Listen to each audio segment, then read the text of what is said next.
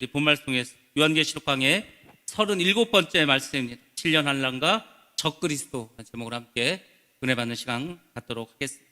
요즘 우리가 새벽 예배 때 고린도전서를 합니다. 고린도전서 1장을 거의 끝내가고 있는데 여러 가지 주제가 있습니다. 근데 이제 최근에 우리가 계속해서 하는 말은 십자가입니다. 십자가. 제가 오늘도 십자가에 관한 그런 찬양을 많이 했지만 사순절에만 우리가 십자가를 생각하고 주님이 고난당하신 성금요일에만 십자가를 생각하면 안 됩니다. 예수를 믿는 사람들은 매일매일 십자가를 생각하셔야 됩니다. 그래야 여러분 승리하실 수 있습니다. 십자가가 뭐라고 했습니까? 믿는 자에게는 십자가를 무엇이라 말씀하셨습니까? 바로 하나님의 능력이 된다고 그렇게 말씀하셨습니다. 믿지 않는 이방인들은, 헬라인이나 유대인을 볼 때는 십자가같이 어리석은 것이 없어. 저 바보들 아니 어떻게 신이 인간의 모습으로 왔어? 더군다나 그 사형틀에서 그렇게 비참하게 죽었는데 그걸 어떻게 우리가 메시아라고 볼 수 있겠느냐? 다 멸시하고 무시합니다. 그래서 사람들에게 십자가는 멸시받는 겁니다. 주님의 죽으심은 보잘것없는, 정말 힘이 없는, 얼마나 힘이 없으면 신이 인간에서 죽냐, 욕을 먹지만 그 십자가가 우리에게 능력이 됩니다. 그리고 하나님께서 많은 방법이 있었어요. 그렇지 않겠습니까? 하나님께서 구세주를 보내셨는데 그 구세주는 얼마든지 왕의 권세를 가지고 모든 힘을 가지고 오셔서 그분이 메시아임을 만방에 그렇게 펼칠 수도 있었어요. 그럼에도 불구하고 하나님은 가장 낮고 천한 모습으로 예수님을 오게 하셨어요. 그리고 그 예수를 믿으라는, 그러니까 그런 생각을 해봅니다. 아니, 예수님이 세게 오셨어요. 왕으로 오셨으면, 큰 권능과 권세를 날마다 베푸셨으면 많은 사람들이, 유대인도 다 믿을 테고, 또 그 힘을 가지고 로마도 정복했으면 모든 사람들이 다 예수를 믿었을 텐데, 낮고 천한 비참한 모습으로 말구에서 태어나시고 십자가에서 죽으시고, 그러니까 사람들이 믿질 않아요.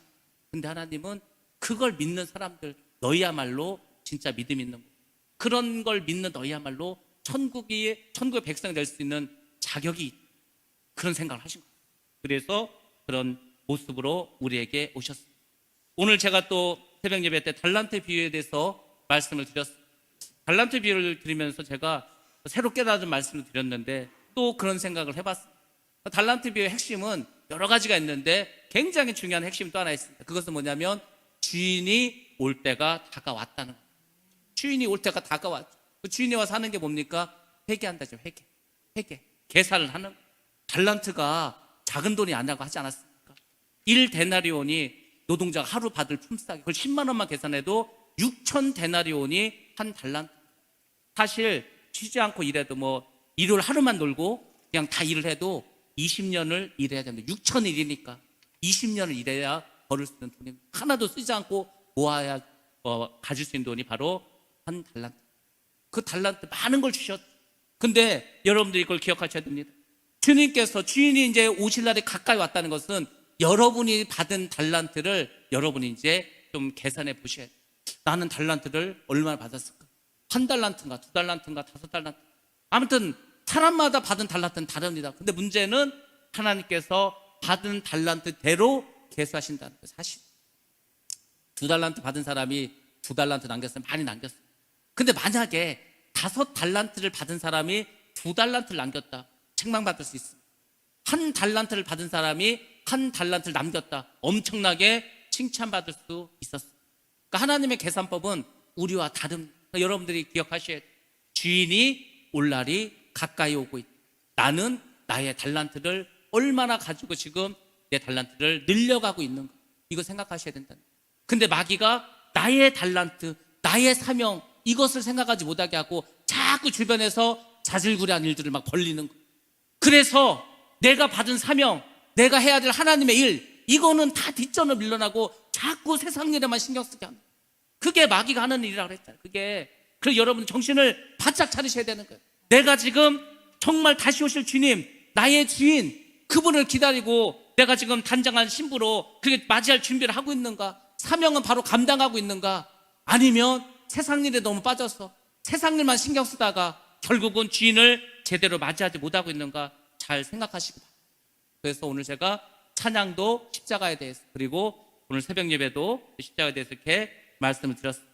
오늘 요한계시록 강해가 37번째인데 왜 느닷없이 계시록 1장 1절을 봉독하게 되었냐면, 오늘은 제가 조금 숨을 돌리는 시간을 가지려고 합니다. 그동안 우리가 한 10개월 동안을 쉼없이 진도를 달려왔습니다. 요한계시 1장부터 우리가 11장까지 열심히 이제 진도를 이제 나왔습니다. 근데 한 번 정도는 이제 좀 우리가 좀 천천히 중간 점검도 하면서 앞으로 또 어떤 일들이 벌어질 건가, 그걸 생각하셔야 됩니다. 사실 앞으로 어마어마한 일이 남아 있습니다. 바로 7년 환난과 적그리스도. 우리가 요한계시록을 생각할 때 가장 두려워하는 거 이거 아닙니까? 과연 나는 그 환난을 견딜 수가 있을까? 아니면 환난 전에 휴거되면 그건 상관이 없는데, 만약에 환난을 겪는다면 그 환난 내가 이길 수 있어.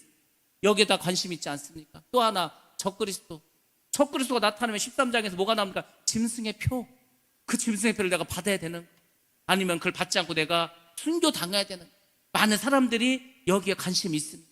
그러니까 이것을 우리가 본격적으로 하기 전에 한번 숨을 한번 크게 쉬자는, 앞으로 우리가 엄청난 말씀들을 듣고 배워야 합니다. 아니면은 어떻게 보면 여러분들이 여러분의 어떤 신앙과 믿음을 한 번은 결단을 해야 될 필요가 있는 그런 중요한 시점입니다. 그래서 제가 다시 한번 조금 중간 점검도 하는 의미도 있고, 또 앞으로 일어날 일들을 준비하는 그런 개요를 말씀드리는 차원에서 7년 환난과 적그리스도를 따로 빼서 먼저 말씀을 드리도록 하겠습니다. 첫 번째로 계시록의 특징에 대해서 다시 한번 말씀드리도록 하겠습니다. 우리가 요한계시록 지금 수요일마다 하고 있는데, 요한계시록의 특징이 뭡니까? 요한계시록이 무슨 목적을 가지고 있고 또 어떤 책입니까? 이것을 여러분들이 아셔야 되는 거예요. 우리가 생각이 다른 데가 있으면 목적을 잃어버릴 수 있어요. 우리가 살아가면서도 그런 일이 많이 있어요. 우리가 교회 다니는 목적이 뭡니까? 교회 다니는 목적, 가장 큰 목적이 뭡니까? 구원받는, 예수 믿고 구원받고 천국 가는 거 아닙니까? 그게 가장 큰 목적인데 그것을 놓칠 수가 있어요. 세상을 살아가면서도 마찬가지입니다. 우리가 세상을 살아가면서 가장 행복한 게 뭔지 아십니까? 가장 행복한 게 뭔 것 같아요? 그 전에 말씀드렸잖아요. 호주에서 어떤 여자가 아르바이트를 했습니다. 호스피스 병동에서 아르바이트를 했어요. 이제 죽을 날을 기다리는 그 사람들, 인생을 마무리한 사람들, 그 사람들의 이야기를 듣는 그런 이제 아르바이트를 하게 되었어요. 근데 이제 이 사람이 다 죽어가는 사람들의 이야기를 듣는, 그럼 이제 물어봅니다. 지금 인생을 돌이켜보면서 제일 후회되는 게 뭡니까? 여기 물어봤어. 근데 그 사람들이 말을 합니다. 내가 돈을 많이 못 벌었어. 내가 세상에서 성공하지 못했어. 내가 큰일을 하지 못했어. 이런 거 가지고 후회하는 사람은 없다는 거예요. 뭘 갖고 후회하는지 아십니까? 내가 더 가족들과 시간을 보내지 못한, 내가 돈 벌겠다고 바빠서 우리 아이들이 어릴 때 같이 놀아주지 못한, 이거 후회한다. 그거를 저도 지금 가장 후회되는 게 그거예요. 내가 왜 더 그때 시간을 내서 아이들하고 더 놀아줘. 지금은 제가 놀자고 해도 애들이 시간이 없어 못 놀아줘. 애들이 그렇게 됐습니다. 근데 그게 금방 닥치더라고. 금방 닥쳐. 우리가 인생을 살아가는 게 정말 큰 목적은 뭡니까?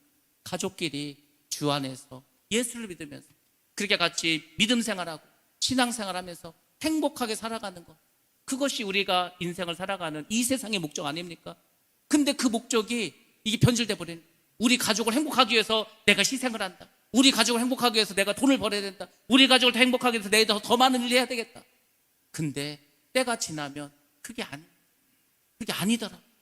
돈이 많아도 내가 세상적으로 성공해도 결코 그것이 이 세상의 행복을 다 주는 것이 아닙니다. 그러니까 주객이 전도되는 게 많이. 마찬가지로 우리가 예수를 믿는 것, 우리가 요한계시록을 지금 열심히 듣는 것, 분명하고 확실한 목적이 있습니다. 요한계시록의 목적이 뭡니까? 마지막 때 일어날 일들에 대해서 계시할 목적으로, 앞으로 너희가 인생을 살아가고 이 세상의 마지막에 이러한 일들이 있을 것이다, 그것을 미리 말씀해 주신 것, 미리, 그것이 요한계시록에서 가장 중요한 목적입니다.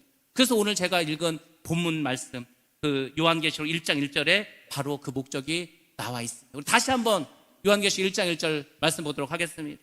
자, 시작. 예수 그리스도의 계시라. 이는 하나님이 그에게 주사 반드시 속히 일어날 일들을 그 종들에게 보이시려고 그의 천사를 그 종 요한에게 보내어 알게 하신 것이라. 아멘.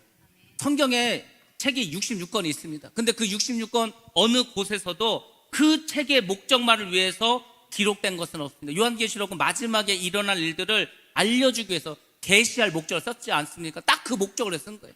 요한계시록만 유일하게 그 목적이 책에 나와 있고 그 목적만을 위해서 기록한 책입니다. 그래서 마지막 때 여러 가지 일들이 일어나겠죠. 그래서 여러분들이 깨어있으라, 정신을 차리라는 것은 뭐냐면 이 세상의 흐름을 이해하라는 거예요. 앞으로 세상이 어떻게 이렇게 흘러갈까. 그래서 요한계시록은 교과서의 역할을 합니다. 교과서, 기본서가 되겠죠. 그리고 그 밖에 부분적인 것은 다른 성경들이 알려줍니다. 우리 PPT 한 장 보도록 하겠습니다. 그래서 요한계시록은 어쨌거나 마지막 때 일어날 일에 텍스트 기본이 되는 기본 교과서가 되고, 다른 것들은 참고서가 됩니다. 그래서 저기 나와 있는 여러 가지 성경 있지 않습니까? 마가복음, 누가복음, 스가랴서, 여러 가지 데살로니가, 전서, 후서, 이런 것들, 또 구약에 있는 다니엘서, 이런 것들이 요한계시록을 더 부분적으로 설명해 주는 그런 참고서 역할을 하고 있습니다. 요한계시록의 또 다른 특징이 있다면은 연대기적으로 쓰여졌다는 겁니다. 시간 순서대로 정해졌다는 거예요. 그러니까 7인의 재앙이 끝나면 7 나팔의 재앙이 있고, 7 나팔의 재앙이 끝나면 7 대접의 그런 심판이 있습니다. 그래서 시간의 순서대로 쭉 쓰여졌다는 것을 알 수 있고, 가장 중요한 것은 종말의 시나리오가 이 책에 들어있다, 이것을 꼭 아셔야 됩니다. 그리고 중간중간에 삽입장이 있습니다. 크게 3번의 삽입장이 있습니다. 왜 이야기를 하다가 중간에 삽입장을 넣을까? 6번째 인을 떼고 7번째 인을 떼기 전에 삽입장이 한번 들어갑니다. 또 6번째 나팔이 불리고 7번째 나팔이 불려주기 전에 또 삽입장이 있습니다. 왜? 그때 이제 그 휴거가 일어날 줄 모릅니다. 여러 번의 삽입장이 있는데, 지금 우리가 볼 요한계시록 12장과 15장도 전부 다 삽입장인 것을 알 수가 있습니다. 삽입장의 역할은 뭐라 하겠습니까? 여기는 중요한 사건들인 거예요. 중요한 사건. 그러니까 이것을 꼭 우리가 알아야 돼. 그것을 알려주고 보충 설명해주고 심층적으로 이해해 줍니다. 그래서 삽입장을 어떻게 해석하냐에 따라서 다 갈라질 거있죠. 나머지는 다 정해져 있지 않습니까? 7인, 7 나팔, 7 대접, 다른 것들은 거의 그냥 시간 순서대로 일어나는 거예요. 근데 정말 중요한 것은 이 삽입장, 과연 휴거는 언제 일어날 것이냐, 그 다음에 7년 환란은 언제 시작할 것이냐, 적그리스도는 어떤 모습으로 올 거냐, 666편은 도대체 어떤 모습으로 우리에게 다가올 거냐, 이것에 대해서 해석이 다 다릅니다. 그래서 이 삽입장을 잘 해석하는 것, 그것이 요한계시록을 푸는 중요한 열쇠로 우리가 생각을 해야 됩니다. 그리고 이거를 잘못 풀어버리면 이단이 되는 겁니다. 그러니까 요한계시록을 다 잘못 풀어서 이단 되는 게 아니고, 중요하고 핵심적인 것, 그러니까 이런 삽입장들 잘못 해석해버리면 이단에 빠질 수가 있습니다. 자, 요한계시록 12장에서 15장까지 3번째 삽입장이 나옵니다. 그리고 7가지 이야기가 나옵니다. 그 12장부터 15장, 그 4장을 통해서 7가지의 이야기가 나오는데, 자, 어떤 이야기였는지 잠깐 보도록 하겠습니다. 해 입은 여자가 나옵니다. 하늘의 전쟁이 나옵니다. 짐승, 적그리스도, 그리고 거짓 선지자 이야기 나옵니다. 14만 4천의 노래, 새 천사가 전하는 말, 여러 가지 이야기 나오고, 마지막 대추수에 대해서도 이야기해주고, 또 마지막 재앙을 가진 7 천사가 드디어 7 나팔을 불고 7 대접 심판을 하기 위해서 유리바다 앞에 서면서 요한계시록 15장이 끝을 맺게 됩니다. 이런 순서로 되어 있습니다. 자, 그래서 이제 우리가 앞으로 갈 길이 많습니다. 지금 한번 숨을 크게 한번 쉬고 중간 점검을 하지 않으면 너무 좀 빨라. 그래서 제가 쉬어가는 차원에서 말씀을 드립니다. 자, 하늘의 이적들이 일어난다고 말합니다. 요한은 3번째 삽입장에서 이렇게 말합니다. 첫 번째, 그 3번째 그 삽입장이 시작하는 첫 번째 장면과 마지막 장면에서 큰 이적을 보았다고 말해요. 큰 이적을 보았다는 것은 삽입장이 시작하고 삽입장이 끝나는 그 사이에, 그때에 큰 이적을 보게 됩니다. 먼저 계시록 12장 1절과 3절 말씀, 어떤 이적인지 한번 보겠습니다. 시작. 하늘에 큰 이적이 보이니 해를 옷 입은 한 여자가 있는데 그 발 아래에는 달이 있고 그 머리에는 12별의 관을 썼더라. 하늘에 또 다른 이적이 보이니 보라, 한 큰 붉은 용이 있어 머리가 7이요 뿔이 10이라. 그 여러 머리에 7 왕관이 있는데. 해 입은 여자가 나오고 큰 붉은 용도 나옵니다. 과연 이것이 상징하는 무엇인가, 그것에 대해서 우리가 보게 될 거고, 또 계시록 15장 시작하면서 이제 또 이런 기적을 봅니다. 계시록 15장 1절 말씀 보겠습니다. 또 하늘에 크고 이상한 다른 이적을 보매 7 천사가 7 재앙을 가졌으니 곧 마지막 재앙이라. 하나님의 진노가 이것으로 마치리로다. 아멘. 이적과 표적이 일어날 거라고 이야기를 했는데 구체적으로 그게 뭔지 모릅니다. 예수님의 표적과 이적은 분명합니다. 물이 포도주가 되고 무리를 걸으시고, 그 다음에 물고기 2마리 보리떡 5개로 뭐 많은 사람을 먹이고 다 예수님의 표적과 이적은 누가 봐도 다 알 수 있어요. 근데 요한계시록은 그것을 대부분 상징적으로 보여줍니다. 왜냐면은 이 당시가 로마 시대 아닙니까? 대놓고 쓸 수가 없는 거예요. 상징적으로 썼습니다. 또 하나는 이 속에는 하나님의 뜻이 있어요. 하나님 어쨌거나 이것을 비밀로 남겨두시려고 하는 겁니다. 비밀로. 그래서 이제 상징으로 나타내 주셨습니다. 그러다 보니까 해석이 어렵습니다. 해석. 이게 도대체 해입은 여자가 무엇일까? 붉은 용은 무엇일까? 우리가 찾기가 어렵습니다. 그래서 주의해서 해석을 잘 하셔야 됩니다. 잘못 해석하면 이단에 빠질 수가 있습니다. 자, 계시록 12장과 13장에 대해서 먼저 말씀드리겠는데 12장과 13장은 7년 환란에 대해서 우리에게 말씀을 해주고 있습니다. 근데 7년 환란은 양면성을 띠고 있습니다. 잘 보시기 바랍니다. 이게 어쨌거나 환란이죠. 근데 우리가 왜 양면성 두 가지 의미로 쓰이냐면 첫 번째는 이런 겁니다. 우리가 7인이 떼어졌습니다. 7인이 떼어졌다는 것은 뭐냐면 하나님께서 악인들을 심판하시겠다는 겁니다. 그래서 이제 인을 떼셨습니다. 그것이 계시록 6장입니다. 하나님께서 이 악인들을 공의로 심판하시겠다. 그러니까 이 7년 환란은 하나님의 심판과도 관련이 있습니다. 또 하나 중요한 게 있습니다. 그것은 사단이 하늘의 전쟁에서 패합니다. 우리가 이제 뒤에 보면은 이 사단들이 하늘에서 또 대적을 합니다. 근데 이번에는 사단들이 그래서 사단과 귀신과 이런 악한 영들이 이 땅으로 다 내려옵니다. 쫓겨나는 거예요. 이 땅에 내려왔습니다. 그래서 어떻게 하죠? 성도들을 괴롭히고 성도들에게 환난을 줍니다. 그래서 계시록 12장은 사탄의 분노로 시작되는 거예요. 그 해입은 여자가 아들을 낳는 그 아들을 어떻게든 죽이려고 막 합니다. 그래서 교회가 환난을 입게 되는 거예요. 그래서 7년 환난은 하나님의 공의로운 심판과 그리고 사탄 마귀가 쫓겨나서 성도들에게 환난을 주는 그런 일들이 같이 동시에 나타나는 것을 우리가 알 수 있습니다. 7년 환난은 큰 용이 하늘에서 전쟁을 했다고 말씀드렸습니다. 거기서 패합니다. 땅으로 내어 쫓깁니다. 그것이 계시록 12장 7절과 9절에 나와 있습니다. 자, 먼저 한번 같이 봅니다. 시작. 하늘에 전쟁이 있으니 미가엘과 그의 사자들이 용과 더불어 싸울세 용과 그의 사자들도 싸우나 이기지 못하여 다시 하늘에서 그들이 있을 곳을 얻지 못한지라. 큰 용이 내쫓기니 옛뱀 곧 마귀라고도 하고 사탄이라고도 하며 온 천하를 꿰는 자라. 그가 땅으로 내쫓기니 그의 사자들도 그와 함께 내쫓기니라. 아멘. 예, 여기 보면은 사단이 미가엘 천사장의 군대하고 전쟁을 합니다. 근데 거기에 패해. 그럼 지금 사단은 어디 있어? 사단은 여전히 공중에 있어. 아직도 공중 권세를 잡고 있어. 그러니까 이 세상이 힘든 거, 어렵습니다. 근데 7년 환란이 시작되면 그 공중에 있는 악한 영들이 미가엘이 이끄는 그 천사장이 이끄는 그 모든 천사들과 전쟁에서 패하고 이 땅으로 내려와서 더 사람을 이제 괴롭히는 이제 7년 동안. 그래서 여러분들이 그 이야기를 먼저 잘 기억을 하셔야 됩니다. 자, 아무튼 이제 전쟁을 펴서 이 땅으로 내어서 쫓겨서 내려옵니다. 근데 9절에 보면은 그 용의 정체를 알려줍니다. 이 용이 그러면은 누구이냐? 첫 번째는 옛뱀이라고 합니다. 옛뱀. 이 옛뱀 어디 나왔죠? 창세기 3장에 나옵니다. 창세기 3장에 보면은 하와를 꼬시는 그 뱀이 나옵니다. 그 뱀이 바로 사단입니다. 그래서 그것을 옛뱀이라고 이야기해 줬습니다. 또 다른 말로는 마귀라고 합니다. 마귀라고 해요. 그리고 사탄이라고도 합니다. 그리고 또 하나 이 용을 표현한 말이 있습니다. 온 천하를 꿰는 자. 이게 특징이에요. 사탄은 꼬시는 거예요. 자꾸 꼬십니다. 하와를 가서 속이고 꼬시지 않았습니까? 마지막 때도 마찬가지다. 마지막 때도 기적을 막 일으키는, 하늘에서 막 불이 떨어진다니까. 사람들이 병자 고치고 귀신 쫓는 거는 막 그거는 많이 봤으니까 막 그러려니, 하늘에서 물도 안 해. 물이 떨어지면 그러려니 하는데 불이 떨어진다니까. 그런 기적을 막 행하는 거예요. 적그리스도. 사람들이 안 넘어가겠어. 진짜 메시아가 왔구나, 진짜 하나님 왔구나. 뭐 이만희가 자기가 뭐 하나님을 해도 별 능력도 없잖아. 얼마 있으면 죽겠죠. 그러니까 그런 이단들은 뭐 이만희가 죽으면서 이제 약화되겠죠. 근데 나중에 적그리스도는 정말 엄청난 모습으로 나타난다니.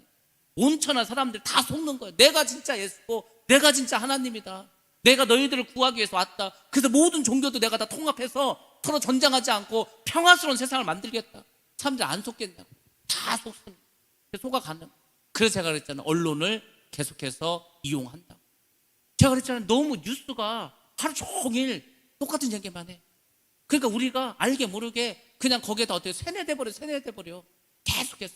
나중에는요, 이런 일이 더 일어납니다. 사람들이 다 그 악한 마귀가 꿰는 말에 넘어갈 수밖에 없어요. 그래서 사단은 미혹하는 자라고 나옵니다. 또 하나 사단 특징이 있습니다. 욥기서 1장에 보면은 사탄이 이제 나옵니다. 근데 이 사탄이 범죄를 했는데도 불구하고 하나님의 보좌에 갔습니다.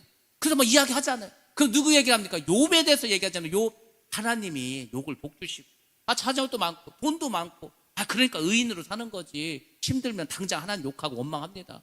그래서 어떻게 했습니까? 욥을 참소하지 않았습니까? 그러니까 욥을 참소할 때도 마귀는 하나님의 보좌에 갈 수 있었습니다. 그러면 그 마귀는 지금 어떻게 했습니까? 지금도 마찬가지로 하나님의 보좌에서 자꾸 형제들을 참소합니다.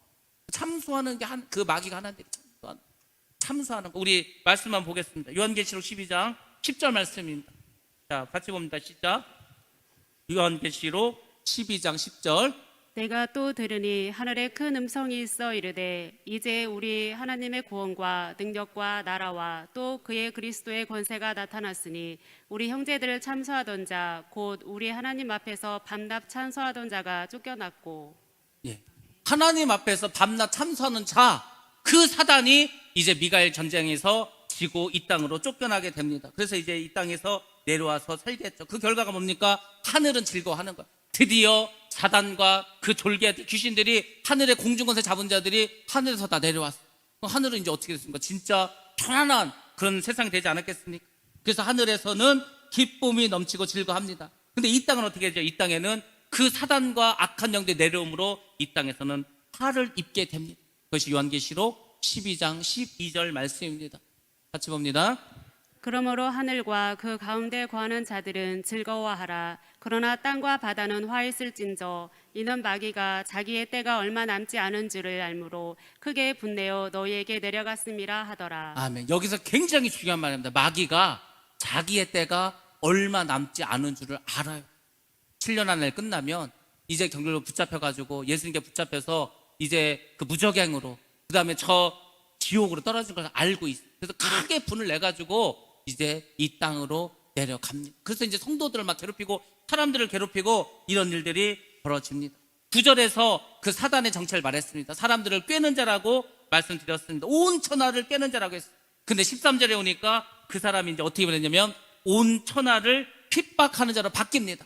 그러니까 사단이 공중에 있을 때는 사람들 자꾸 꼬셔. 사람들을 속여. 거짓말을 해. 그래서 미혹을 시킵니다. 그리고 지옥 가게 만드는 거예요. 근데 이 땅으로 쫓겨났어. 그러면 그때는 어떻게 변한다고요? 사람들을 핍박하는 자로 바뀌게 됩니다. 그래서 환난의 때 많은 교회들이 사단에게 박해를 받을 수밖에 없습니다. 그런 일들이 벌어집니다. 제가 그랬잖아요. 코로나 때문에 우리가 교회에서 예배를 못 드리고 뭐 이렇게 뭐 하는 거는 핍박이 아니에요. 왜? 식당도 그렇게 하잖아요. 자영업자들은 더 힘들지 않습니까? 근데 교회는 지금 핍박받는 게 아닙니다. 근데 나중에는 교회가 엄청나게 핍박을 받습니다. 아직 코로나 중이라서 우리가 잘 알 수는 없지만 지금 통계를 하나 냈습니다. 통계를 하나 내서 교회가 아무리 커도 아무리 몇만 명이 있는 교회도 지금 90명 이상이 들어가서 예배를 못 드립니다. 그렇죠? 그래서 서울은 아주 막 텅텅 비어 있어요. 그리고 그래서 이제 교회를 그런 식으로라도 대면 예배를 드리는 교회가 몇 프로인가 그걸 조사한 게 있어요. 그리고 대면 예배는 못 드리지만 그냥 유튜브로만 인터넷으로만 예배 드리는 교회는 몇 %인가 그것도 조사를 했어요. 정말 중요한 게 뭔지 아십니까? 이 코로나 때문에 대면 예배도 그만두고 유튜브 예배도 아예 안 하는 아예 교회 문을 닫고 예배를 안 드리는 교회는 몇 프로가 있을까? 지금 현재 16%가 나왔어요. 16%. 아니 세상에 벌써 우리 6만 개가 넘는 교회가 있는데 16%의 교회가 아예 문을 닫아 예배를 안 드리고 있어요. 아니 세상에 환난도 아니고 핍박도 아닌데 이 정도면 환난 핍박에 당하면은 교회에 나와서 예배 드리겠어요? 제가 그 통계를 보고 깜짝 놀랐어요. 근데 앞으로 핍박을 받으면 이런 일이 벌어질 수 있는. 그래서 제가 그랬잖아요. 지금 여러분들이 막 근육을 키워야 된다니까. 믿음의 근육을 막 키우셔야 돼요. 어지간한 환난 핍박은 다 이길 수 있는 그런 믿음을 지금 확보해 두셔야 돼요. 나중에는 교회도 못 나온다니까. 어디 가서 은혜 받으실까? 어디 가서 은혜 받을까? 예배를 못 드리는데 유튜브로 봤죠. 유튜브로요. 유튜브 끊어버립니다. 유튜브 끊어버려. 그러면 뭐 어디서 어떻게 뭘로 여러분 믿음을 키우시겠어요? 그래서 지금 여러분들이 깨어서 기도하시면서 여러분의 믿음을 계속 키우셔야 돼요. 요한계시록 12장과 13장에서는 이게 서로 연결된 계시가 나옵니다. 그리고 7년 환란의 상황을 상징적으로 아까도 말씀드리지 않았어요? 해 입은 여자, 그리고 옛뱀, 뭐 붉은 용, 그리고 666표 이런 식으로 나옵니다. 12장의 마지막 절에 보면 용이 성도들과 싸우기 위해서 바다 모래 위에 서 있는 장면이 나옵니다. 계시록 12장에 드디어 이제 용이 사단이죠. 성도들과 싸우기 위해서 바다 모래 위에 이 세상에 딱 쓴다는 겁니다. 13장의 첫 절에서는 바다에서 짐승이 등장하는 장면이 나오는 거예요. 드디어 적그리스도가 우리 눈앞에 나온다는 겁니다. 적그리스도가 우리 눈앞에 나오는 그 순간부터 7년 환란이 시작된다고 보시면 돼요. 그게 첫 번째 인이 떼어지는 거예요. 첫 번째 인이 떼어지고 이제 그 적그리스도가 우리 눈앞에 서면은 그때부터 7년 환란이 시작됩니다. 우리 요한계시록 12장 3절 말씀 먼저 한번 보겠습니다. 요한계시록 12장 3절입니다. 예, 시작. 하늘에 또 다른 이적이 보이니 보라 한 큰 붉은 용이 있어 머리가 7이요 뿔이 10이라 그 여러 머리에 7 왕관이 있는데 예, 그리고 계시록 13장 1절 말씀입니다. 내가 보니 바다에서 한 짐승이 나오는데 뿔이 10이요 머리가 7이라 그 뿔에는 10 왕관이 있고 그 머리들에는 신성 모독하는 이름들이 있더라. 예, 사단은 누구와 견주려고 합니까? 사단은 하나님과 견주려고 하는 거예요. 자기가 하나님이 되겠다고 반역한 거 아닙니까?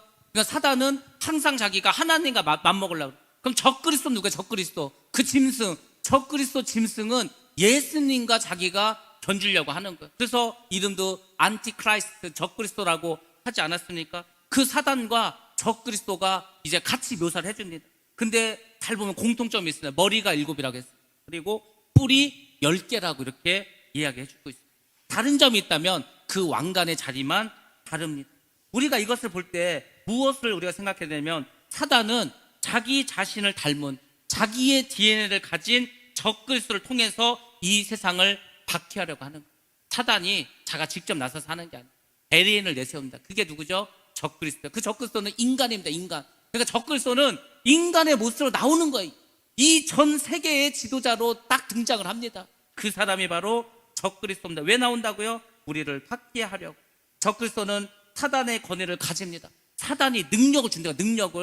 능력이 없으면 누가 따라가겠습니까? 지도자가 능력이 없는데 누가 따라갑니까? 장수가 힘이 없는데 장수가 싸움을 못하는데 어떤 부하가 그 뒤에 줄을 서겠어요? 그러니까 사단이 이 적그리스도에 온 세상을 지배할 수 있는 힘을 주고 능력을 주고 권위를 줍니다. 그래서 세상을 박해하려고 합니다. 그리고 또 하나 중요한 짐승이 나옵니다. 바로 거짓 선지자입니다. 우리는 짐승이라고 하면 적그리스도만 생각하는데 이제 계시록 13장에 보면은 또 다른 그런 짐승이 나옵니다. 그게 바로 거짓 선지자. 우리 계시록 13장 11절 말씀합니다. 예, 시작. 내가 봄에 또 다른 짐승이 땅에서 올라오니 어린 양같이 두 뿔이 있고 용처럼 말을 하더라. 아멘. 이게 바로 이제 거짓 선지자입니다. 이 거짓 선지자가 하는 일이 아주 중요한 말은 뭐냐면 용처럼 말을 한다는. 용처럼. 선지자라고 하지 않습니까? 선지자인데 가짜야. 그러니까 이 거짓 선지자는 대개 누구를 말할 거예요? 설교하는 자들, 교회 지도자들, 그런 걸 말합니다. 이 거짓 선지자가 열심히 적그리스도를 선전하는 거예요. 이분이야말로 메시아. 우리가 이분을 믿어야 된다. 막 선전을 하는 거예요. 나팔을 불어댑니다. 거짓 선지자들이. 사실 거짓 선지자는 여러 명 있을 것 같아요. 물론 대장이 있겠죠. 그 대장이 누가 될 것인가? 여러 가지 이야기가 있습니다. 교황이 되지 않을까? 이렇게 말하는 사람도 있고, 큰 교회, 그런 교회 대표가 되지 않을까? 이런 얘기도 합니다. 어쨌거나 중요한 것은 그 거짓 선지자는 반드시 적 그리스도를 선전하고 우리가 믿고 따라할 분은 이분이라고 이야기합니다. 그러면서 교회를 속이는 거예요. 교회를 뺍니다. 그래서 뭘 하게 하는 거죠? 배교를 하는 거예요. 배교. 예수님께서 뭐라고 하셨어요? 배교가 있을 거라고. 큰 배교가 있어요. 교회들이 이렇게, 저는 상상을 못 하겠어요. 어떻게 그런 일이 일어나지? 무수히 많은 교회들이 예수님을 버리고 적그리스도를 메시아로 따라갑니다. 왠지 아세요? 거짓 선지자들이 활동하기 때문에. 멀리 갈 거 없습니다. 우리나라 신사참배한 거 생각해 보세요. 신사참배를 평신도들이 결의했습니까? 일반 목사들이 결의했습니까? 교단의 총회에서 총회에서 목사님들 모여서 야, 우리가 신사참배 하자. 가질 거 그냥 신사 하나 갖다 놓고 우상 하나 갖다 놓고 들어갈 때 인사하고 예배 드리면 될 거 아닌가? 그러면 교회를 우리가 문 안 닫아도 되고, 그렇게 가면 되지 않냐고. 타협이. 앞으로도 똑같은 일이 벌어집니다. 그래서 WCC를 우리가 중요하게 보는 거예요. 대부분 많은 교단들이 이미 가입을 했고 활동을 하고 있어요. 지금 코로나 때문에 조용하고 갔죠. 이제 코로나 끝나고 한번 보시기 바랍니다. 갑자기 종교를 통합하고 종교를 합친다 그러고 교단별로 우리도 이제 WCC 가입해서 우리도 종교를 하나로 하고 그래 동참하겠다. 그러면은요, 거기에서 용감하게 그럼 나는 교단을 탈퇴하겠다 이렇게 나올 목사님이 얼마나 있을 것 같습니다. 교단에서 제명당해버리는, 쉬운 거 아닙니다. 목사님들이 목사 되기 쉬운 줄 아시죠? 제가 그랬잖아요. 갈수록 어렵어요. 공부도 많이 해야 되고 논문도 써야 되고 시험도 봐야 되고 어지간해가지고는요 어렵습니다. 장신대 대학원 같은 경우는 서울대 연고대 나와도 힘들다고 했어요. 그랬다니 옛날에. 지금도 쉽지 않지만 옛날에 엄청났습니다. 경쟁률도 막 엄청 높았고 성경을 거의 다 외워버려야 되는, 영어도 엄청 잘해야 되는, 그렇게 힘들게 목사가 됐는데 교단에서 그렇게 한다는데 더군다나 총회장님과 교회 지도자들이, 교단의 지도자들이 다 그렇게 결정을 해서 한다는데 뭐 문제 있겠어? 전부 배교하는 거예요. 전부 이미 하지 않았어요. 부산에서 WCC 총회 하지 않았습니다. 그렇게 되는, 그거에 대해서 물론 일부 몇 목사님들이 반대를 하고 데모를 했지만 그냥 그러고 끝났어. 근데 앞으로는 이게 전 세계를 휩쓸어 버립니다. 그래서 그런 것과 맞물려서 돌아가는 게 뭐라고 했어요? 동성애랑 같이 맞물리는.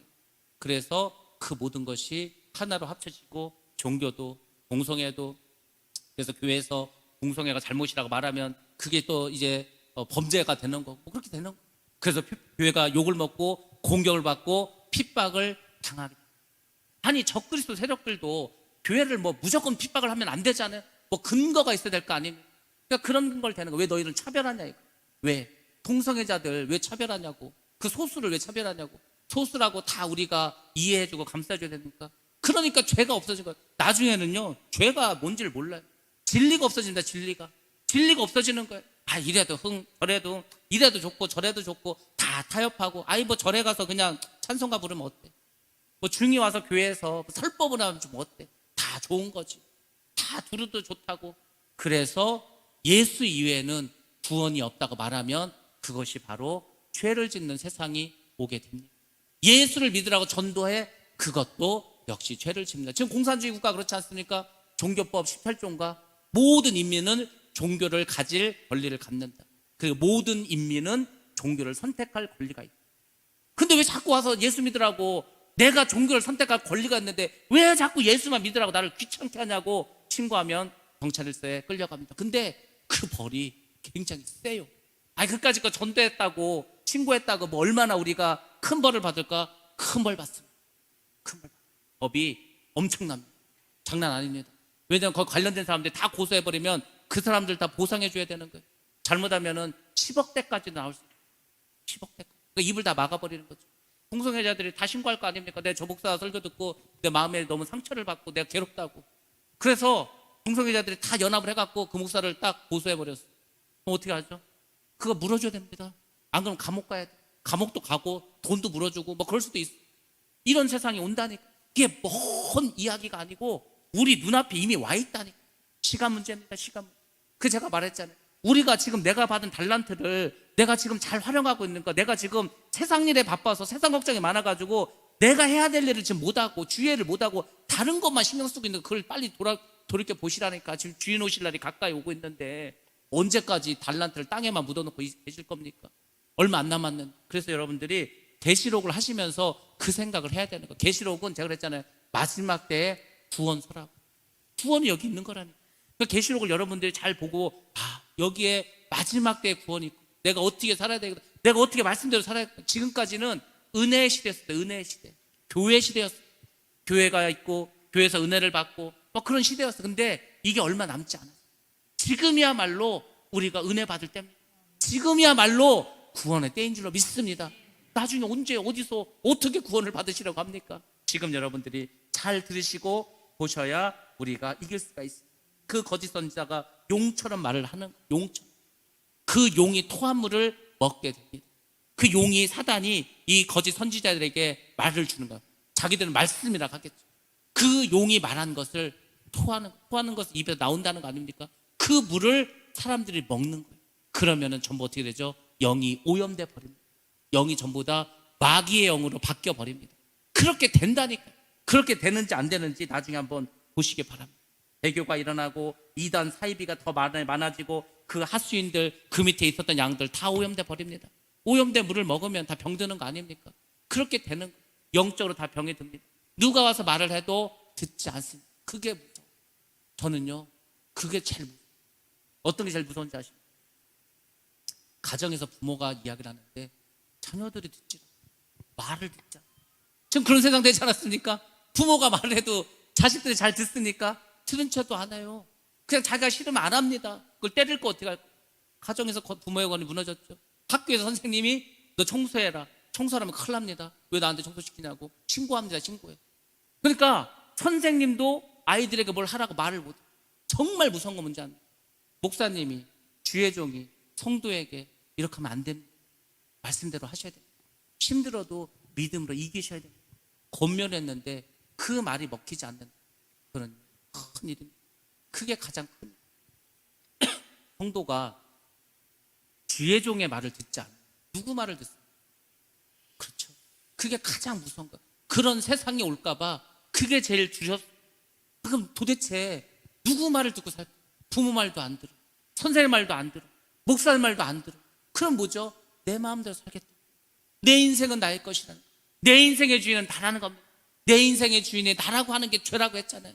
그게 다 마귀 짓이라고 했잖아요. 지금 근데 우리나라 교육, 전 세계 교육 이념이 전부 다 내 인생의 주인은 나라. 어릴 때부터 그것을 가르칩니다. 그래서 자기 주도적 학습으로 나아가고 있습니다. 이것이 문제가 됩니다. 사탄도 사람들을 미혹합니다. 사람들을 협박합니다. 거짓 선지자도 마찬가지입니다. 처음에는 미혹합니다. 나중에 어떻게 하는지 아십니까? 이제는 협박을 합니다. 못 벗어나는 거예요. 한 번 빠지면 그러면 짐승의 배 받고 빼내면 되지. 못 뺍니다. 못 빼요. 못 뺀다. 어떻게 뺄 거예요? 그걸 뺄 수 있을 것 같습니까? 이미 다 몸으로 퍼져나갔는데 지금 나오는 거는 혈관을 타고 갈 수 있다는 겁니다. 지금 5G 시대 아닙니까? 6G가 되면은 그 전파가 액체에도 통해. 액체. 왜 액체에 전파가 통하는지 아십니까? 그래야 혈관 속에 넣었을 때 그 전기가 통하는 거예요. 전파가 다 혈관을 타고 돌아다니는데 혈관에 들어간 걸 여러분 뭘로 뺄까? 뭘로 뺍니까? 그걸 어떻게 뺄 수 있습니까? 못 빼죠. 그렇죠?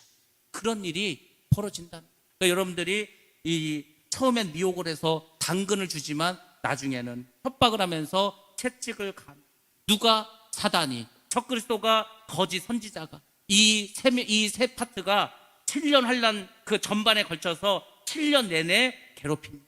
그래서 요한계시록 12장과 13장에서는 하나님의 심판의 관점이 아니라 이들 사단, 적그리스도, 거짓 선지자들의 활동을 중심으로 해서 보여주는, 그래서 짐승의 벼가 13장에 나오고 하는 것입니다. 자, 그렇게 해서 12장과 13장은 7년 환란에 초점을 맞췄다면 14장과 15년은 어디에 맞추는가? 자, 그것을 이제 말씀드리도록 하겠습니다. 14장과 15장은 이제 7년 환란에 대해서 말씀하는데 14장은 이 땅이 아닌 하늘에서 일어난 일들을 소개합니다. 그러니까 12장, 13장이 끝나면 14장이 되면서 갑자기 장면이 하늘로 바뀌는 거예요. 하늘. 이 땅에서는 7년 환란을 겪고 어려움을 겪고 있습니다. 그럼 하늘은 어떨까? 하늘에서는 하나님의 보좌 안에서 어린 양과 함께 선 14만 4천 그들이 이야기하고 찬양하는 모습이 납니다. 공중에 날아가는 한 천사가 영원한 복음에 대해서 이야기를 합니다. 영원한 복음. 자, 여기서 우리가 몇 가지 알아야 될 게 14만 4천. 우리가 14만 4천은 사실 계시록 7장에서도 말씀을 드렸습니다. 이게 문자적으로는 유대인이죠. 어느 지파에서 12만, 2만 2천 해가지고. 그런데 의미적으로 볼 때는 유대인을 포함한 거룩한 성도 꼭 14만 4천이 아닙니다. 이 숫자는 상징수기 때문에. 자, 그렇게 해서 14만 4천이 누구라는 것을 여기서는 확실하게 보여줍니다. 우리가 솔직히 7장에서는 14만 4천이 누구냐? 글쎄, 거룩한 성도래. 믿음을 산 사람들, 요 정도를 알았다면 14장에서는 확실하게 14만 4천이 어떤 사람인지 알려주고 있습니다. 바로 4절과 5절에서 알려주고 있습니다. 계시록 14장 4절과 5절 말씀. 시작. 이 사람들은 여자와 더불어 더럽히지 아니하고 순결한 자라. 어린 양이 어디로 인도하든지 따라가는 자며 사람 가운데에서 속량함을 받아 처음 익은 열매로 하나님과 어린 양에게 속한 자들이니 그 입에 거짓말이 없고 흠이 없는 자들이더라. 아멘. 자, 이 말씀은 중요하니까 같이 보겠습니다. 첫 번째, 14만 4천이 되려면 14만 4천은 여자와 더불어 더럽히지 아니하고, 여기서 여자는 이제 불신앙, 그러니까 믿음이 없는 행위, 하나님을 떠나가는 거, 세상적인 거, 이런 것을 보시면 됩니다. 그러니까 세상과 더럽히지 않는 거. 제가 그랬잖아요. 우리가 지금 할 일은 거룩과 온전함, 거룩하고 온전하게 살아야 되는 거. 세상의 그 작은 제가 그랬잖아요. 소탐대시를 하지 말라고. 작은 것을 얻다가 큰 거를 잃어버립니다. 저는 제일 걱정되는 게 다른 게 아니에요. 우리가 세상 것 때문에 내 구원을 잃어버릴까 봐. 구원은요 가장 큰 겁니다. 그것 때문에 예수님 죽으셨는데, 그것 때문에 하나님께서 예수님 보내셨는데 그걸 잃어버릴 수도 있는 거예요. 소탐대시하면 안 됩니다. 여자와 더럽히면 안 돼요. 그러니까 그것은 세상과 타협하지 말라는 겁니다. 자, 또 말씀 띄워주시기 바랍니다. 그 다음에 이제 14만 4천 되려면 어떻게 됐죠? 순결한 자, 깨끗해야 됩니다. 어린 양이 어디로 인도하든지 따라가는 자. 어린 양 누굽니까? 예수님 아닙니까? 예수님이 어디로 인도하든지, 그 예수님이 인도하는 게 편한 길이고 넓은 길이고 복된 길이고 뭐 이러면 다 따라가겠죠. 근데 예수님께서는 좁은 길로 끌고 가실 겁니다. 예수님께서는 십자가의 길로 여러분들을 끌고 가실 겁니다. 그걸 따라가야 돼요. 그걸 따라가야 그게 생명길이라니까. 그러니까 예수님이 인도하신 그 길을 따라가는 자. 그러니까 저도요 요즘은 이제 그런 생각을 많이 합니다. 내가 주의 종이 되어서 이게 무슨 뭐 영광스러운 길이고, 이게 뭐 박수받을 일이고 칭찬받을 일, 그런 관심 없어요. 이 길은 어쨌거나 고난의 길이다. 이 길은 어쨌거나 욕먹는 길이다. 이 길은 어쨌거나 힘든 길이다. 아예 작정을 해도 힘들더라고. 제가는 목사한테 받을 때도 그 생각했어요. 난 이제 이제 뭐라 그러죠? 행복 고생 시작이라고. 내 인생은 이제 끝났다. 내 인생은 이제 없다. 그 나름 각오를 했어. 근데도요 막상 목회하니까 쉽지 않습니다. 내 뜻은 그게 아닌데, 내 마음은 그게 아닌데 일이 막 이상하게 흐트러져. 왜 그런 일이 벌어질까? 마귀가 역사하니까. 어떻게 보면은 교회가 세상보다 더 악합니다. 교회가 세상보다 더 살벌합니다. 교회가 세상보다 더 무섭습니다. 왜 그럴까? 마귀 사탄이 역사하니까. 근데 주님께서 어린 양이 어디로 인도하든지, 그래, 주님도 가셨어요. 그래, 나도 한번 가보자. 날마다 기도하면서 또 다짐하고 저도 그렇게 살아갑니다. 여러분들도 마찬가지 아니에요? 여러분들 믿음을 사는 게 쉽습니까? 절대 쉽지 않다니까. 믿음으로 살아가는 거 만만하지 않습니다. 나를 부인해야 되는데, 나를 버려야 되는데, 내가 손해봐야 되는데, 내가 욕먹어야 되는데, 그 사람들 다 싫어하는 거야. 내가 왜 내고 욕을 먹어야 돼? 왜 내가 손해봐야 돼? 왜 내가 참아야 돼? 이게 지금 세상인데, 그걸 반대로 사는 게 쉬울 것 같습니다. 어렵습니다. 여러분들이 그래도 주님이 이끄시는 건 그 길을 가요. 그래서 저는 그 생각을 하는 거예요. 예수를 믿는 우리끼리, 우리 성도끼리 정말 서로 사랑하자.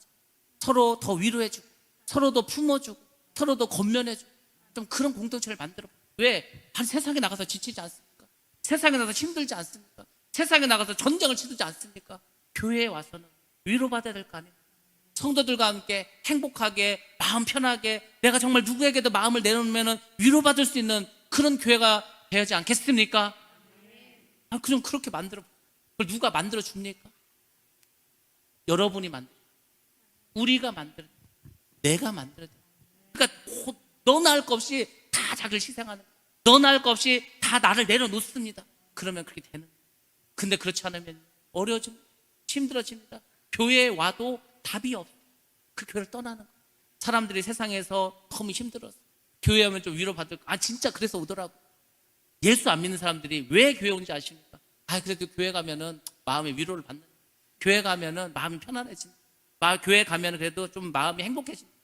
그래가지고 교회 왔더니 그게 아니야.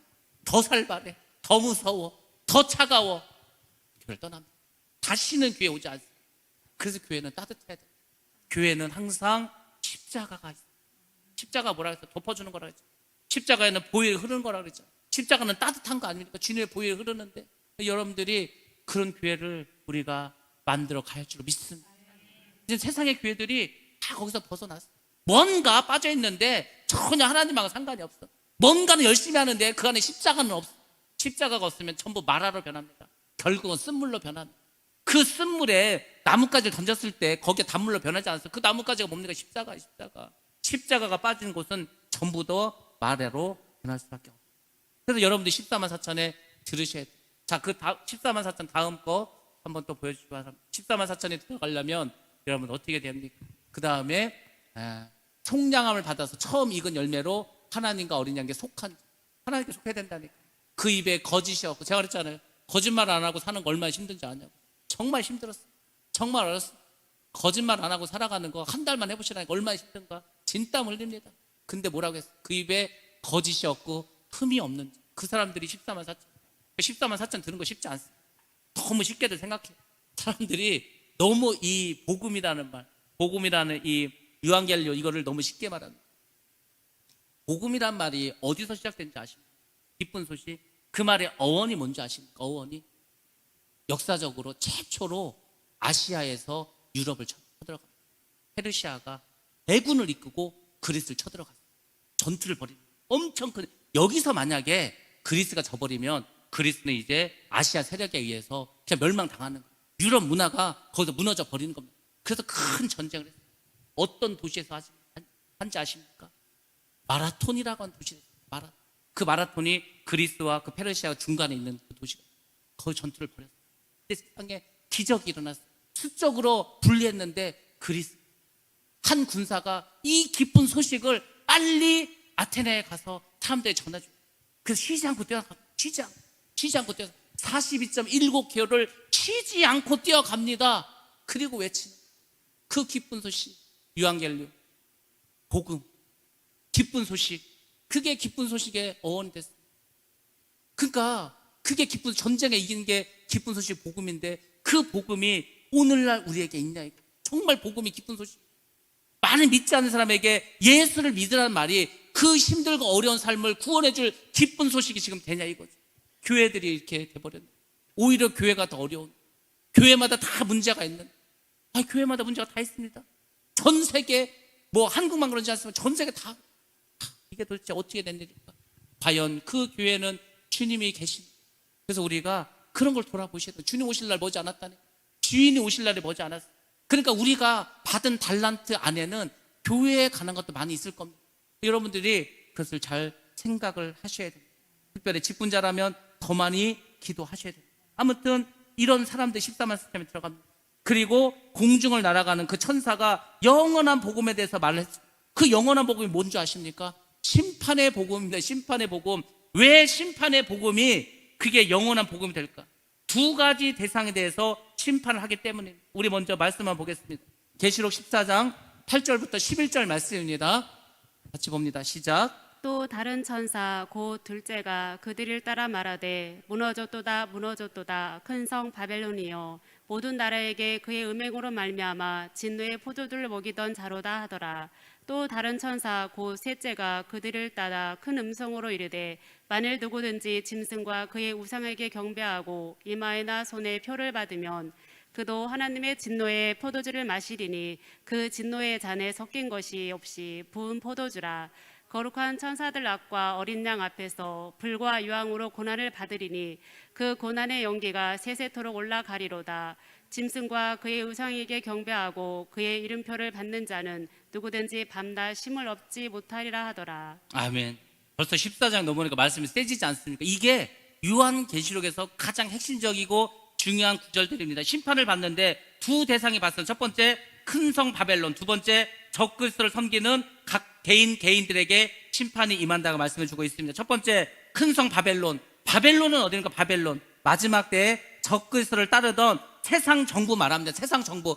전 세계를 하나의 정치 집단이 다 통일해 버립니다. 그리고 세상을 지구를 10개의 권역으로 나눕니다. 그리고 이 세상을 지배합니다. 뭘 가지고? 컴퓨터를 가지고. 근데 그 컴퓨터가 바로 666 체계를 이용합니다. 그래서 다 666표를 받을 수밖에 없습니다.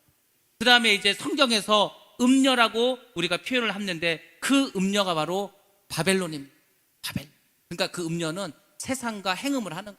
그러니까 결국은 교회 지도자들, 아까 배교된 그 사람들, 다 세상 지도자들, 세상 권력 잡은 사람들, 이 세상 사람들하고 술 마시고 포도주 마시고 각종 사치를 부리면서 그렇게 해서 하나님 앞에서 계속해서 이제 범죄를 하게 됩니다. 그것을 성경에서는 음녀라고 표현해주고 있습니다. 우리 계시록 말씀 보겠습니다. 17장 3절 5절 7절 말씀입니다.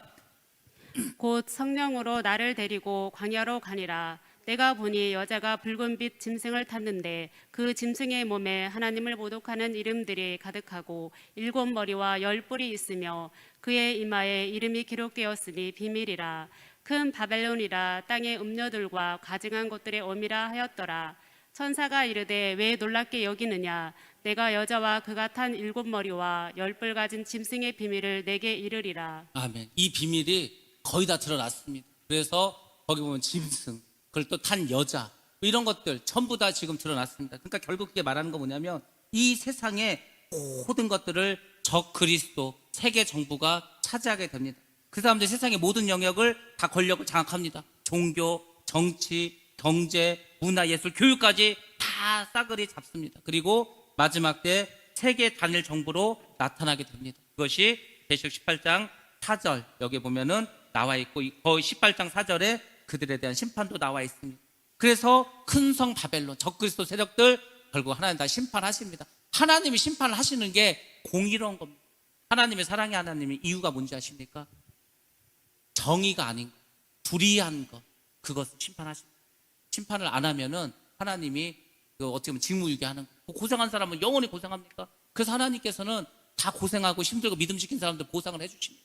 그리고 죄악된 것, 자기 마음대로 산다 다 심판을 하십니다. 그게 하나님의 공의로 나타나게 됩니다. 그래서 세상을 심판하십니다. 자, 두 번째는 적그리스도를 섬기는 각 개인들의 심판들이 나와 있습니다. 이게 14장 9절에서 10절 말씀이었습니다. 아까 말씀드렸는데 다시 한번 보겠습니다. 14장 9절과 10절 말씀. 네, 시작. 또 다른 천사 곧 셋째가 그 뒤를 따라 큰 음성으로 이르되 만일 누구든지 짐승과 그의 우상에게 경배하고 이마에나 손에 표를 받으면 그도 하나님의 진노의 포도주를 마시리니 그 진노의 잔에 섞인 것이 없이 부은 포도주라. 거룩한 천사들 앞과 어린 양 앞에서 불과 유황으로 고난을 받으리니. 예, 이 말씀 잘 보시면 9절에 보냐면 누구든지는 뭐냐면 믿는 자도 포함되는 거예요. 믿는 자도. 내가 예수 믿는데 짐승에 받았다고 그 지옥 가겠냐? 지옥 갑니다. 선악과 따먹으면은 사막 죽습니다. 하나님 죽는다고 했죠. 이거 똑같은 말씀입니다. 누구든지 짐승과 그의 우상에게 경배하고 하나님이 아닌 예수님이 아닌 적그리스도와 용 사단에게 우상에게 경배하고 이마에나 손에 표를 받으면 짐승의 표를 받으면 어떻게 됐죠? 어린 양 앞에서 불과 유황으로 고난을 받는다. 지옥 간다는 겁니다. 지옥. 그러니까 여러분들이 다 잊어버려도 요건 꼭 기억하셔야 돼요. 그 우상을 경배하면 안 됩니다. 우상 경배하는 겁니다. 그 짐승의 표를 손이나 이마에 받으면 선악과 따먹는 거하고 똑같은 겁니다. 선악과 따먹으면 하나님은 반드시 죽을 거라고 말씀하셨습니다. 그래서 여러분들이 이 말씀을 꼭 기억하시고 짐승의 표를 받으면 마귀의 영을 받기 때문에 지옥에 갈 수밖에 없습니다. 자, 그 뒤에 이어서 성도들의 구원을 위한 추수와 심판을 위한 추수에 대해서도 말씀을 해주고 있습니다. 대추수가 일어나는데 성도들을 구원하기 위한 추수가 있습니다. 왜? 알곡을 걷어서 천국으로 보내야 될 거 아니에요. 그래서 그것을 우리가 알곡 추수라고 이렇게 말합니다. 그 다음에 심판을 위한 추수가 있습니다. 악한 자들, 죄악된 자들, 행음한 자들, 배교한 자들, 그 사람들을 추수합니다. 그것을 포도송이 추수라고 이야기합니다. 우리 계시록 14장 15절부터 18절까지의 말씀입니다. 네, 같이 봅니다. 시작. 또 다른 천사가 성전으로부터 나와 구름 위에 앉은 이를 향하여 큰 음성으로 외쳐 이르되 당신의 낫을 휘둘러 거두소서. 땅의 곡식이 다 익어 거둘 때가 이르렀습니다 하니 구름 위에 앉으신 이가 낫을 땅에 휘두르매 땅의 곡식이 거두어지니라. 또 다른 천사가 하늘에 있는 성전에서 나오는데 역시 예리한 낫을 가졌더라. 또 불을 다스리는 다른 천사가 제단으로부터 나와 예리한 낫 가진 자를 향하여 큰 음성으로 불러 이르되 내 예리한 낫을 휘둘러 땅에 포도송이를 거두라. 그 포도가 익었느니라 하더라. 포도가 익었다는 것은 죄악이 꽉 찼다는 겁니다. 이런 식으로 14장에서 또 이게 대출세도 말합니다. 자, 계시록 15장에 넘어가면 마지막 7 대접의 재앙을 시작을 알리는 드디어 7 대접, 어마어마한 이 세상을 멸망시키는 마지막 환난 것이 일어납니다. 그래서 하늘에서 이적이 나타납니다. 그 이적이 나타나는 게 7 대접의 심판이 시작된다는 겁니다. 그것이 계시록 15장 1절입니다. 우리 계시록 15장 1절 말씀 한번 보겠습니다. 또 하늘에 크고 이상한 다른 이적을 보매 7 천사가 7 재앙을 가졌으니 곧 마지막 재앙이라. 하나님의 진노가 이것으로 마치리로다. 아멘. 하나님의 진노가 마치고 주님께서 이 땅에 재림하십니다. 자, 이 모든 것이 7년 환란 기간 중에 다 땅과 하늘에서 일어나는 것입니다. 그리고 세 번째 삽입장 계시록 12장부터 16장까지는 이런 모든 것에 대해서 총체적인 기록을 나타내주고 있습니다.